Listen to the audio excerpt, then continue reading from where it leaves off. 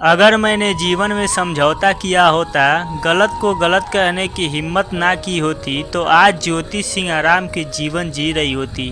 ज्योति सिंह इस लाइन को social media पर बड़े भावुक अंदाज में लिखी है। इसे सुनने के बाद दिमाग में बस एक ही ख्याल आता है कि आखिर ज्योति सिंह ये निशाना किस पर साधी है। और ये बताने की जरूरत तो बिल्कुल भी नहीं है कि ज्योति सिंह ने ये निशाना किस पर साधा है। अपने पति पवन जी के ऊपर। ज्योति सिंह उस वक्त काराकाट क्षेत्र में भ्रमण करने पहुंची हुई थी। उसी वीडियो को पोस्ट करते हुए ज्योति सिंह ने इस भावुक पोस्ट में लिखा, अगर मैंने जीवन में समझौता किया होता, गलत को गलत कहने की हिम्मत ना की होती, तो आज ज्योति सिंह आराम की जीवन जी रही होती।